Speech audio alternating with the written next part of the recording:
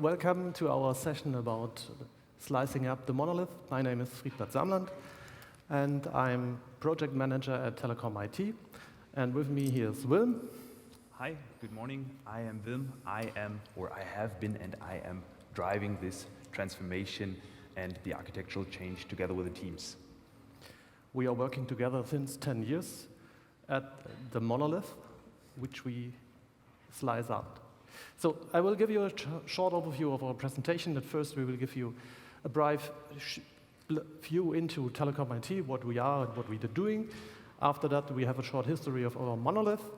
And then we get deep in dive how we sliced up this to microservices, and then to show you what we have facilitated Camunda into microservices, where it was inherited or where it was embedded in.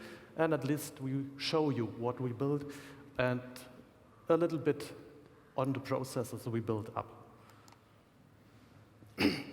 So Telecom IT is the IT provider for the Deutsche Telekom in Germany, greatest telecom carrier, and we are 10,000 employees over the world. So we have the mass here in Germany, 6,500, and somewhere in Europe and also in Brazil, South America. Our total budget is around about 1.9 billion euros. And what we do, we are responsible for all the IT systems in telecom, and we're driving the different departments of telecom in Germany. And the people at Telecom IT are working with hundreds of technology and service providers. Telecom IT is split up in some departments. The first one is customer solutions, where I work, and then we have business solutions. They are carrying up all products and all the interests of our business customers. And technical solution is working with all the network technologies, building IT system for planning, installing, and managing these IT networks for the internet lines, fixed lines, and so on. And at least we have some digital transformation department which help us to planning roadmaps and all this organizational stuff. So back to customer solutions, where I'm working and Willm is supporting us. We are responsible for CRM systems for our retail customers. We build service and assurance implementations for all our customers. And also we are app programming, the favorite Magenta service app. Hopefully most of you know them, as you have a mobile or a fixed line at Telecom. And then we have this wholesale individual market, which deals with internet carriers in Germany and provides services to get individual carrier connections. And at least the wholesale mass market, where I working when we dealing with all these things around carrying from one carrier to another, like from Vodafone to Telecom or from Telecom to 1&1 and so on. And that's the monolith we built up 10 years ago. And I will show you one of our favorite use cases.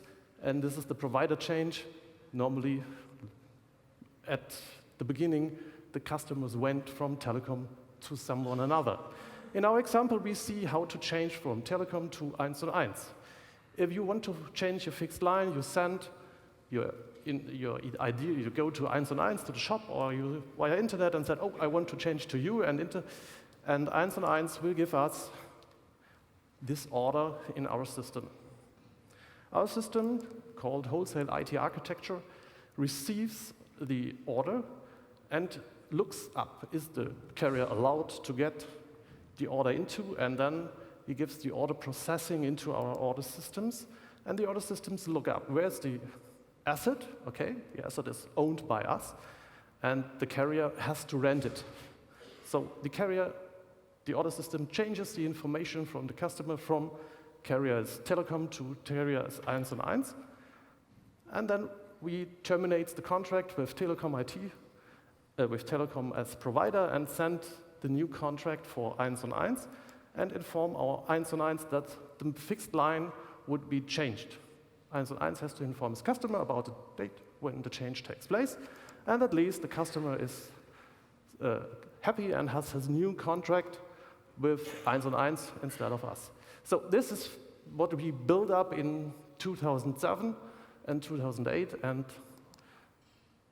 will show you how our processing has taken place in the last 10 years. Yeah. So first of all, this is not our favorite case that someone changes from Telecom to 1&1. It's of course the backward But it's the case. most one we have to process. Okay. Okay, so, but you can imagine, it's mass market. It's not that we are having a dozen of customers that we have to support. Our processing needs to be at scale. So, first of all, we need to be on time. We can't wait for 7 days till we process an order. We can't wait for 7 days to respond to something. We need to be on time, and we need always to be ahead and responsible of the order, especially in cases that of course never happen, that something goes wrong, that something is inconsistent. We need to be able in a way that we can react at every point in time. And of course, we need to be efficient. As said, a lot of orders need to be processed, so we need a high automation rate. And you can see we are at 85% and we are aiming for 95%. So what did that mean at 2007/2008? It means do it fast, means do it automatically. So our journey started, as said, 10 years back, or now 12 years back, 2007. We started with our first development. We were using, at that point in time, the Oracle BPEL engine for building a BPMN platform. And at 2008, we started with TAL as our first product, Teilnehmeranschlussleitung, the fixed line that you know ever since. And then, 10 years, we just maintained and improved the system.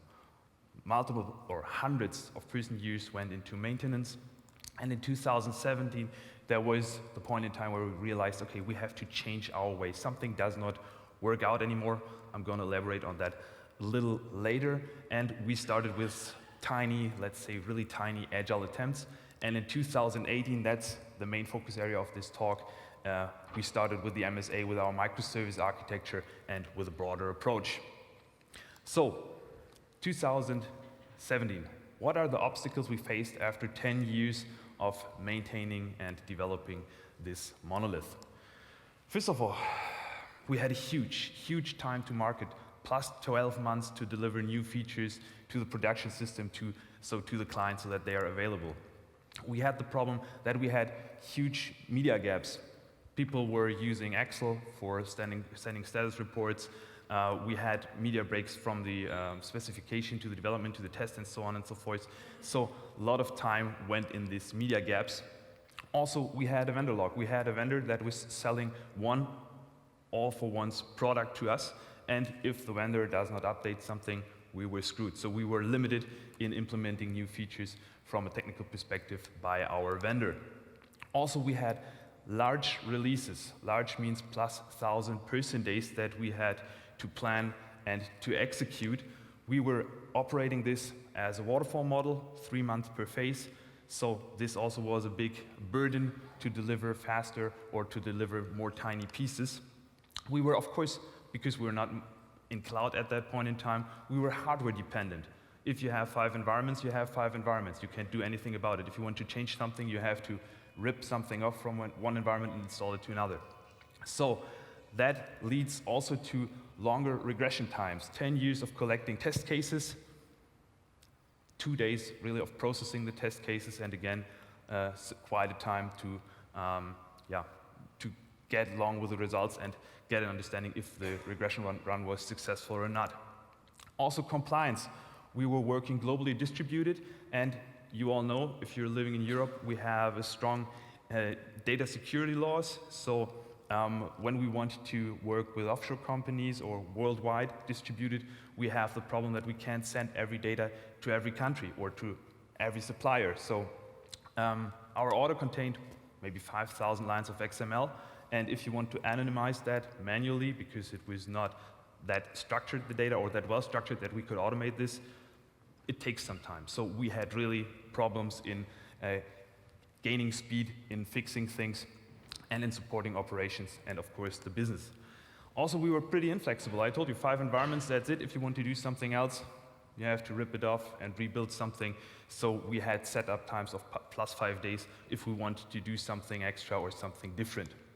And last but not least, 10 years outdated technology, and we were not able to change that. So then we thought, okay, agile is the silver bullet for everything, so we as small development teams will become agile. And what was the case ahead of this? We had work that was given us from the business department. All work was given to us at once.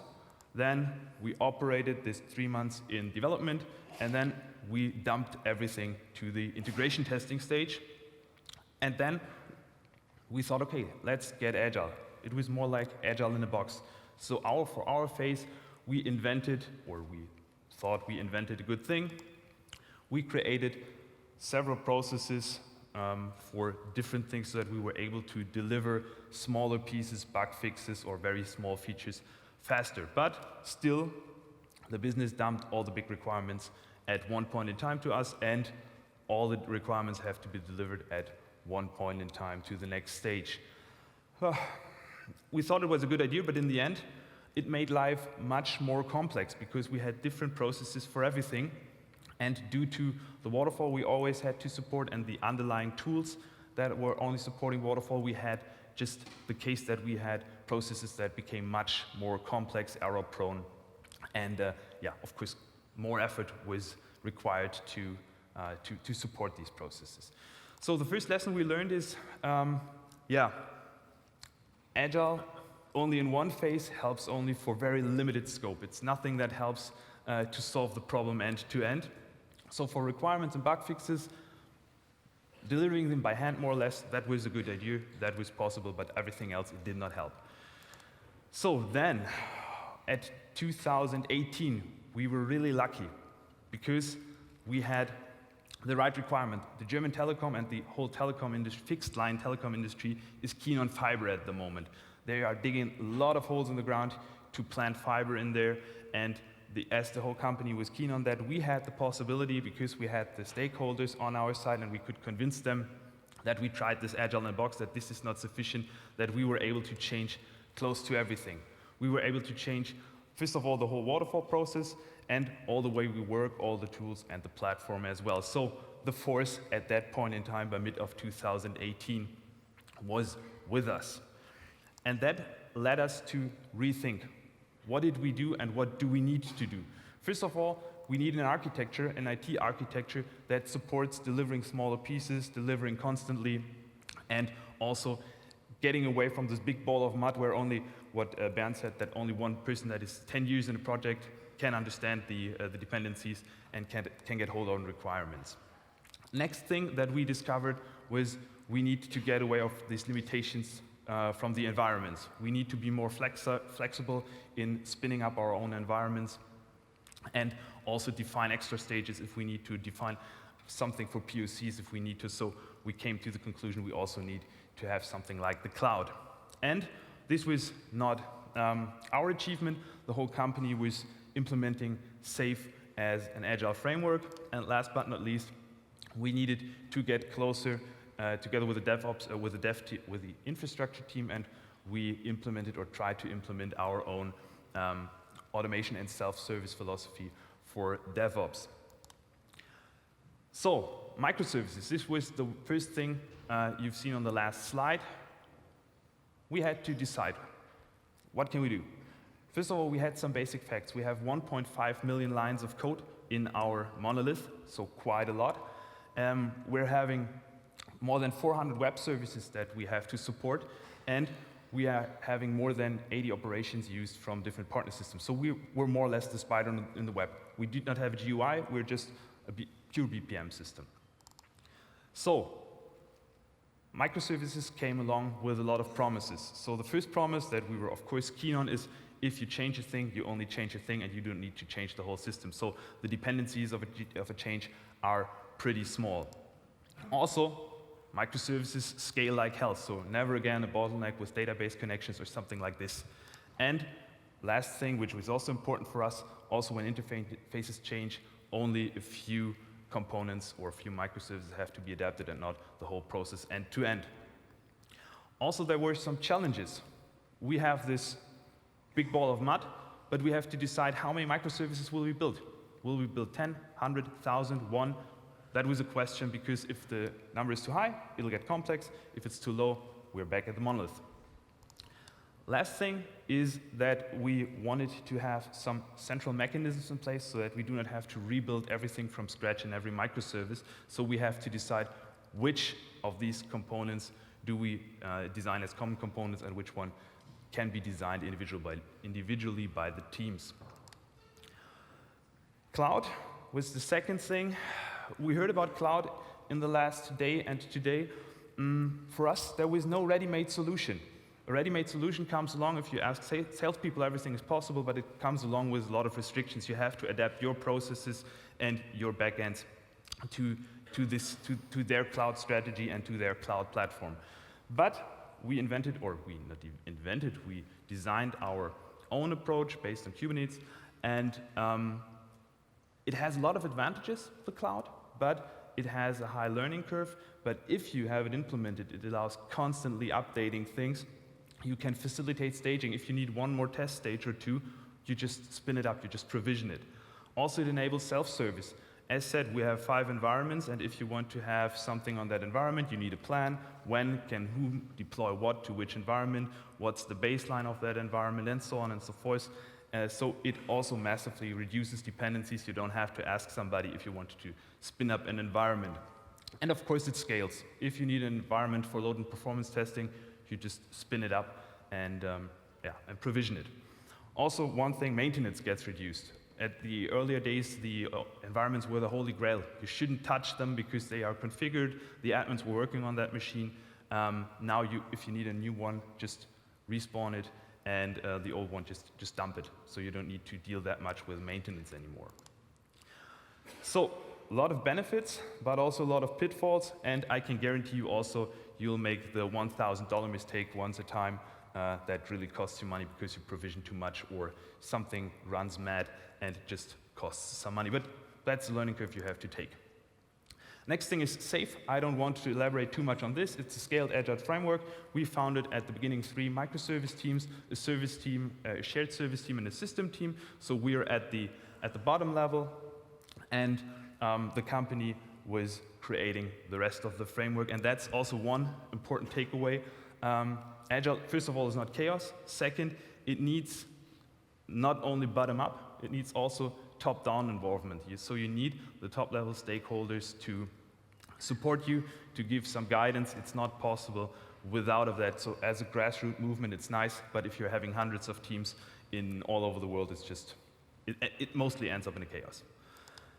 So last but not least, we implemented our DevOps philosophy. So what I just told 2 minutes back, the first thing and the most important thing was to change the mind of the people. Our infrastructure team, they really had a hard journey because they had to learn hands off the environments. So do not just fix it, go to the console and change something on the running environment, fix it in the code. Infrastructure as code, that was one very important thing and one thing that they really had to learn. Also, we've seen, I guess, a lot of buzzwords, a lot of names in the last couple of days.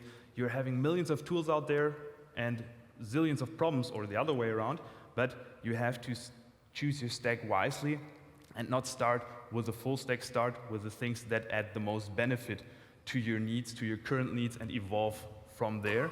Also, one thing is, we had one vendor. He was dealing with everything for us. He just sent us one update, we have to install it, and that's it. If you're having, at the moment we're having 43 frameworks, if you're having that much of frameworks, you have to deal with framework management. So if you just choose latest and your build pipeline just builds every day latest, you have every day a different set of environments because some framework provider or some open source project committed a new version, and you're having an instability in your system all the time. So you have to avoid latest and fix the version at least a dedicated point in time. Also, promises are high, but think big, start small. Do not try to get the holy grail at the first second, evolve to there. Also, change is the default. We heard that also today in the morning. It's not that you can stick 10 years to the same stack.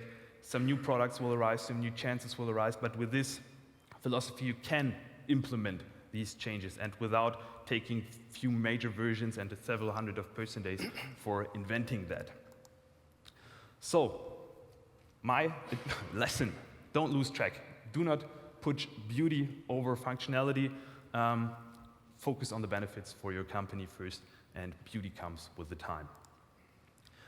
So our new development, we have speeded up dramatically due to a lot of reasons. First of all, BPEL was not the language, but Java was, and second was we were able to found cross-functional teams. We harmonized our stack so that most of the things work on Java base and not on different technologies, so we were able to form really cross-functional teams. And we were able to raise the efficiency, and that was also one of the big advantages that Camunda gave us.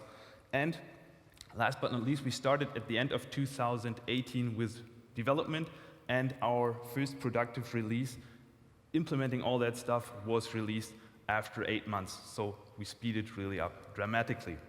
And Friebert is going to tell us now how we did that. Yes. When we started in last year in June, we found this situation, one great monolith for departments of functionality, and we thought, what could be the way? So if you think about monolith, we heard it this morning, you mostly end up with this picture. Choreography with a message broker and several mass of microservices. Camunda, yes, where it is, so stay tuned. So we thought, how can we get this mass of microservices? And that's the next part. I will show you how we sliced up our functionality and data for our monolith into several parts. So first of all, we looked at the data our monolith is actually processing, and we found out that in the first step, we get data from our front-end systems, which will never be touched again. So at the next stage, we have the data which is evaluating and generated and processed during the processes. And at least we have data we are exchanging with our backend systems. We heard we have 80, so there's a mass of data. And then we have all this little part, we all know configuration data from the business. So you have calendars, you have users, or so on. So this is the fourth category. Then we looked up which functionality we have, which is dealing with this data, and we found out that we have complex central mechanisms. They are driving the processes, they are coordinate inter-process communication, we have exception handling, and so on. Then we have end-to-end processes, which give the business process from the business customer in a variety of terms and timelines. Yes, we have short-term processes, like our online process, and we have long-running processes up to 2 years. Then we have data changes and calculating data functionality, calculating new calendar dates for the fulfillment of the order, or calculating some checks with the contracts, and at least we have something domain-specific. And this is the way where these massively interfaces come into the game. We have massive interfaces, they produce a mass of data, and who is responsible for this data? And we saw, okay, this domain-specific data should be treated in an encapsulated way. And then we go and build a cross-matrix and end up with 3 categories of microservices. The first one, category A, are the business process microservices. This drives the business value. There we have our end-to-end customer process, like the provider change we see in the opening, and they are fulfilling function level 1 and 2. They realize long and short-running processes, and then contain these control mechanisms. And second, we have data microservices, which only deal with data. They are exposed CRUD operations, calculations, generating, and nothing else. And we have these domain-specific microservices, which are responsible for all these data of a separate domain, and they deal with these categories, the 3 from the data and 4, as we have seen, from the process level, and end up with a communication pattern that looks like this. 3 categories: microservices, business process, data, and domain, and how they are interacting. The boundaries are the front end and the back end on the right and the left side. And if you have a closer look, you see that here the front ends only talk with these and this. And here they can start and stop processes. Never the front end talks direct to the back ends, and never the back ends cross away. And also the data microservices and the process microservices have no access on the data here, writing. So that's our microservice structure. But where's the Camunda? So at the beginning of our journey, our architect read this favorite article from Bernd, the microservice workflow automation cheat sheet. And we thought, okay, orchestration could be a way, but it lead us to the monolith we had before. So orchestration, where's the process? We lost the process information, and as we heard before, we have to know where the order is every time. So our architect decided to go this way. We have some microservices with some BPMN engine inside or without. We have a message broker here, and the microservice is talking about the message broker this way, and inside the microservice we have some orchestration. And here down we have something that could be optimized in the future. And we see here the orchestration, and here the choreography, and at least here something, never need both of them. And this was the way we go, and changed our communication pattern. So the category I, process API, Camunda, has no own data. Here, the data API microservice exposes only a data API, and this domain microservice exposes both a process API and a data API. And why this? The process API is needed to communicate with the end-to-end customer process here, and the data API is needed to give the access to data for this one or the front ends. So if you see here, always read data. Nevertheless, you have no possibility from the front end to get writing access to here. So we have this responsibility, as mentioned in the categorization, for domain microservices on this back-end data. And this was very, very, very one of the hard principles we set us to get always the point to find out who changes the data in case of failure. So this is the zoo we end up, and there is Camunda. So you see Camunda, it's one part of many tools, but one of the important tools, and that's what I will show you now. This is one of our complex business processes. We don't have to focus on all the bubbles here, only on the dashed line. So here we will show you how we build up this interconnection between domain and process microservices. We have a quicker look. Here we create this order and gave it to something like a domain microservice. And in the domain microservice, the message receives here. And during the processing, the domain microservice is calling some data microservice, some other domain microservices, and at the end, he sends a message over the bus, and the business process comes here and ends up there to wait for the confirmation, and if the confirmation receives, the process is succeeding. Back to the global picture, we see all informations in one picture. That's one of our basic needs of the Camunda. This is the process how the business customer has defined it, and this is the truth. All look there with the failure exists if we have to extend it, the business side, the support side, and also the development side. And where are the great needs? I will only focus on one, this is scoping. BPMN gives us this part of scopes here to pack some functionality into a container and to define the boundaries. And one special part of these boundaries are here non-interrupting scopes and interrupting scopes, which help us for concurrent flows with or without terminating the overall process. So what was our major driver by Camunda? We have business alignment, we have this one part of truth, we have human task concept, which we are missing before in our monolith. We can visualize complex logic at one place. In development, we have the same language with the development and the business side. We have a lightweight engine, which we can embed. And also we have native Java support, which gives us access to a mass of developers. And at least at operations with the Camunda cockpit, you have the opportunity to look inside running processes. You have, with the token concept or the modification API, the possibility to change the flow if in failure situations, and at least it helps us and the customer for our special exception handling. And I see we have only 5 minutes left, so we are just before the end, and I will last hand over to Willm, who shows what we have built in the outside around the processes. Yeah, we haven't actually talked to the Camunda guys ahead of our talk because I think it's really quite the same problem that many people are struggling.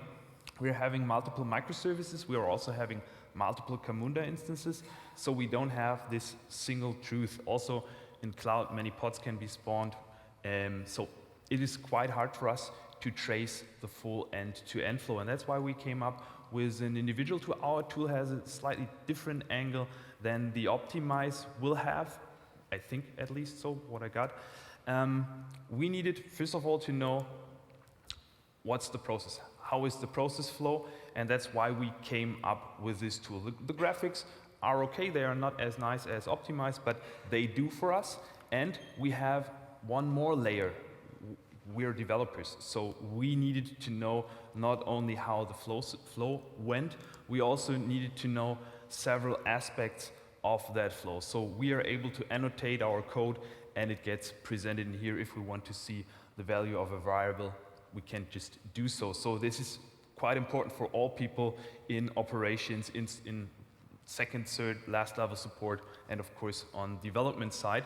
And last but not least, what was important for us, also an indication about the runtime, so that we can identify bottlenecks and what's going on in our processes. And that tool comes quite handy. We can export that from our Elk stack, the whole flow, and ship it to any supplier. And there another problem came along. As I mentioned, we're having data that needs to be protected and that we couldn't send all around the world to every supplier. And that's why we came up with the idea of implementing the compliance by default. So our business analysts are already annotating when they are creating the open API files. They are already annotating together with business which data needs to be protected. And with this annotation, we are able to automatically pseudonymize the stuff that we need. So erase all the data or pseudonymize it and ship it. So exporting an audit view, audit trail, and shipping it to a supplier that should analyze it does not take days. It now takes more or less seconds and can be done automatically. So that was what we wanted to show you in a high-level overview. Thank you, and if you have any questions, feel free.